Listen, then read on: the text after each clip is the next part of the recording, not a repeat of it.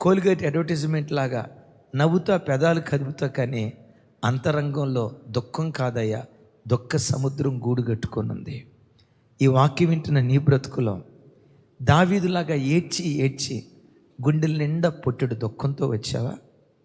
భర్తను బట్టి ఏడ్చి, కడుపును పుట్టిన పిల్లలను బట్టి ఏడ్చి, శరీరంలో ఉన్న అనారోగ్యాన్ని బట్టి ఏడ్చి, అనుభవిస్తున్న ఆర్థిక సమస్యలను బట్టి ఏడ్చి, ఎంత కష్టపడి సంపాదిస్తున్న కష్టార్జితం వడ్డీ వ్యాపారస్తులు అనుభవిస్తూ ఉంటే నీ కష్టార్జితం సిల్లి సంచులు వేసుకున్న డబ్బులాగా మిగిలిపోయి ఏడ్చి ఏడ్చి, అయ్యా ఇక అరవటానికి కూడా నాకు శక్తి లేదయ్యా, ఏడ్చి ఏడ్చి కళ్ళల్లో కన్నీళ్లు ఇంకిపోయాయ్యా.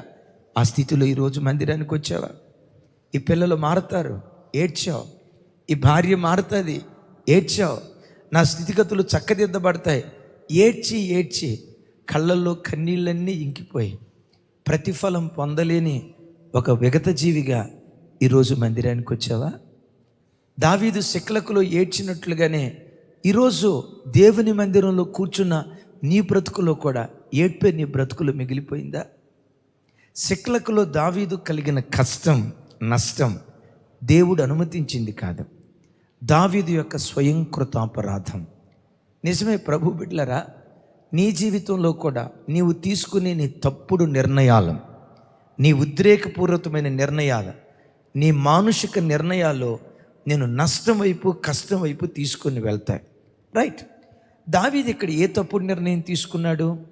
ఏ స్వయంకృతాపరాధాన్ని బట్టి సిక్లకులో సమస్తాన్ని కోల్పోయి దావీదు బ్రతుకులో బూడిద మిగిలిపోయింది? ఎందుకు దావీదు బ్రతుకులో ఈ నష్టం కలిగింది? రైట్, చెప్పే ముందు ఓ మాట మిమ్మల్ని అడుగుతాను. ఏ పట్టణంలో ఉన్నప్పుడు దావీదు బిగ్గరగా ఏడ్చాడు? సిక్లక్. సిక్లక్కు అనేది ఫిలిస్తీ దేశపు సరిహద్దు. ఓ రకంగా చెప్పాలంటే ఫిలిస్తీ దేశం. సిక్లకు ఏ ప్రాంతానికి చెందిందని విన్నాము? ఫిలిస్తీ దేశం.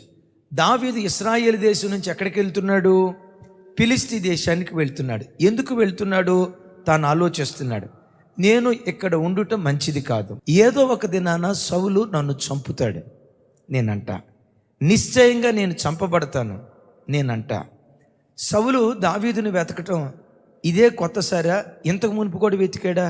సౌలు దావీదును తరిమేది అప్పుడప్పుడా, అనుదినమా? అనుదినము వెతికిన దేవుడు సౌలు చేతిలో నుంచి దావీదును తప్పిస్తూ అతని చేతికి అప్పగించలేదు. దేవుని అద్భుతాన్ని ఎంత తనివితేర అనుభవించాడు కదా, దేవుని మహత్యాన్ని ఎంత తనివితేర అనుభవించాడు కదా. ఇప్పుడు సౌలు తరుముతున్నప్పుడు దావీదు ఏమని ఆలోచిస్తే బాగుండేది? గతంలో కాచిన దేవుడే ఇప్పుడు కూడా కాస్తాడు, గతంలో కాపాడిన దేవుడే ఇప్పుడు కూడా కాపాడుతాడు, గతంలో తప్పించిన దేవుడే ఇప్పుడు కూడా తప్పిస్తాడు అని అనుకుంటే బాగుండేది కదా. అనుకోకపోగా ఇప్పుడు ఏం చేస్తున్నాడు? అమ్మమ్మమ్మో, నేను ఇక్కడ ఉండుట మంచిది కాదు అంటే దావీదు ఇక్కడ విశ్వాసంలో ఏమైపోయాడు? బిడ్డలారా, ఇక్కడ కనపడుతున్న దావీదు సిక్లకులో సమస్తాన్ని కోల్పోవటానికి కారణం ఏంటో తెలుసా? విశ్వాసములో సన్నగిల్లిన దావీదు. బిడ్డలారా, ఎప్పుడు జీవితంలో శరీరం కృషించిపోనే, ఆరోగ్యం కృషించిపోనే, చుట్టూత పరిస్థితులు రోజు రాజుకు దిగజారిపోనే, క్షీణదశకు వెళ్ళిన నీ గుండెల్లో ఉన్న విశ్వాసం రోజు రోజుకు అధికమయ్యేటట్లుగా దేవుని దగ్గర నువ్వు బ్రతకాలి. పరిస్థితులు ప్రతికూలంగా ఉన్నాయి, నేను కాదు అన్నా. పరిస్థితులు వ్యతిరేకంగా ఉన్నాయి, నేను కాదు అన్నా. విశ్వసించటానికి, నిరీక్షించటానికి ఆధారం లేని పరిస్థితులు కాదు అనను. అలాంటి పరిస్థితులు మానుషికంగా ఆలోచించుకో, మానుషికంగా నిర్ణయాలు తీసుకోకు, విశ్వాసంలో సన్నగిల్లిపోకు. విశ్వాసంలో రోజు రోజుకు నువ్వు అభివృద్ధి పొందాలంటే దీనికి ఒకటే మందు. వింటున్నారా? విశ్వాసంలో రోజు రోజుకు నువ్వు బలపడాలంటే దీనికి ఒకటే మందు. ఏంటా మందు తెలుసా?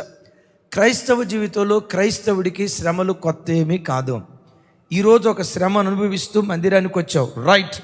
మిమ్మల్ని అడిగే మాట, ఈరోజే కొత్తగా మీకు శ్రమ వచ్చిందా? పుట్టినప్పటి నుంచి, ప్రభువు నమ్ముకున్నప్పటి నుంచి చాలా శ్రమలు వచ్చాయా? అయ్యయ్యో నాకు శ్రమలు రాలేదండి, పుట్టినప్పటి నుంచి, రక్షించబడినప్పటి నుంచి నా బ్రతుకంతా 3 పువ్వులు 60 కాయలేం కాదు తల్లి, 3 పువ్వులు 60 కాయలుగా మా జీవితం ఉంది. ఎవడు చెప్పగలడు ఈ మాట? పుట్టిన నాటి నుండి నేటి వరకు ఎన్నో సమస్యలు గతంలో నీకు ఎదురయ్యాయి. ఒక మాట అంట, గతంలో ఎన్నో శ్రమలు ఎదురయ్యాయి కదా, ఏ శ్రమలోనైనా దేవుడు నిన్ను విడిచిపెట్టాడా? ఏ శ్రమలోనైనా నిన్ను ఒంటరి చేశాడా? ఏ శ్రమలోనైనా నీ సావు నువ్వు సావరా, నీ బతుకేదో నువ్వు బతుకు అని దేవుడు విడిచిపెట్టాడా? నీ పోరాట భూమిలో దేవుడు అడుగుపెట్టి నీ పక్షాన యుద్ధం చేసి శత్రువుకు అపజయం నీకు విజయాన్ని ప్రసాదించి జయోత్సవంతో ఊరేగించాడా? అపజయానికి దేవుడు నిన్ను అప్పగించాడా? కూర్చొని గతంలో నీ పట్ల చేసిన కార్యాలు పదే పదే తలపోయి, నా పిల్లలు అనారోగ్యంతో ఉన్నప్పుడు, వాడు హాస్పిటల్లో చావు బ్రతుకుల మీద కొట్టుమెట్టాడుతున్నప్పుడు డాక్టర్ అన్నాడు కదా, 24 గంటలు గడిచేదాకా ఏం చెప్పలేం, అల్లాడిపోయి ఏడ్చావు కదా. అలాంటి మరణకరమైన స్థితిలో మరణంలో నుండి జీవంలోనికి నీ పిల్లల్ని దేవుడు దాటించలేదా? ఆ రోజు చేసిన కార్యాన్ని పదే పదే గుర్తుకు తెచ్చుకొని ఈరోజు ఏ చిన్న అనారోగ్యం వచ్చినా, ఈరోజు ఏ చిన్న సమస్య వచ్చినా, ఆ రోజు తప్పించిన దేవుడే ఈరోజు కూడా తప్పిస్తాడు. ఆ రోజు అద్భుతం చేసిన దేవుడే ఈరోజు కూడా తప్పిస్తాడని నీలో ఉన్న విశ్వాసాన్ని రోజు రోజుకు నువ్వు బలపరుచుకుంటూ రావాలి.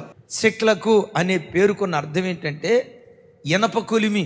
ఇప్పుడు మన పొయ్యిలో వంట చేసుకుంటాం కదా, పొయ్యిలో వంట చేసుకునే చోట టెంపరేచర్ కానీ, బంగారం కరిగించడానికి అక్కడుండే టెంపరేచర్ వేడి కానీ, ఇనప కొలిమిలో ఉన్న టెంపరేచర్ కానీ, వీటిలో హై టెంపరేచర్ దేనిలో ఉంటుంది అంటే, ఇప్పుడు దావీదు పరిస్థితి ఇప్పుడు ఎక్కడుందంటే అదే పెనం మీద నుంచి నిప్పుల్లో పడ్డట్లుగా రోజు గడిచే కొద్దీ దావీదు బ్రతుకులో శ్రమ ఎక్కువ అవుతుంది. ఇప్పుడు ఇనప కొలిమిలో పడ్డాడు. ఏంటయ్యా, 14 సంవత్సరాల నుంచి తరుముతూ ఉంటే దావీదును చంపట్లా, అలాగని సౌలు చావట్లా, రోజు తరుముతున్నాడు. 14 సంవత్సరాల నుంచి ఒకే సమస్య వేధించడాన్ని బట్టి దావీదు విశ్వాసంలో సన్నగిలిపోతున్నాడు. ఈ వాక్యం వింటున్న బిడ్డలారా, మీ జీవితంలో కూడా కొన్ని ఏండ్ల నుంచి ఒకే సమస్య కొరకు ప్రార్థన చేసి చేసి చేసి చేసి నా కొడుకు మారాలి, నా కూతురు మారాలి, నా ఇంట్లో ఉన్న ఈ సమస్య తొలగిపోవాలి, మూయబడిన నా గర్భం తెరవబడాలి, నా ఇంట్లో దేవుడి కార్యం జరిగించాలి, ఈ అద్భుతమైన ఆధ్యాత్మిక వాతావరణం నా ఇంటిలో చూడాలని రోజుల పాటు కాదు, నెలల పాటు కాదు, సంవత్సరాల పాటు ఏడ్చి ఏడ్చి ఏడ్చి ఎంత ప్రార్థన చేసినా జవాబు రాకపోయేసరికి విశ్వాసంలో సన్నగిలేవా? ప్రార్థన జీవితంలో సన్నగిలేవా?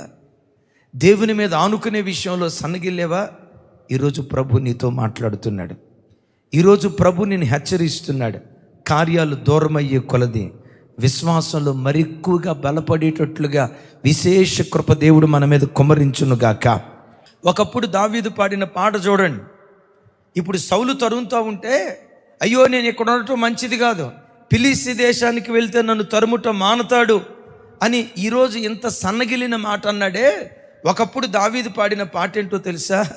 10,000 మంది సైన్యము దండెత్తి వచ్చి నా ఇంటి చుట్టూతో మోహరించిన నేను భయపడను, ధైర్యము విడవను.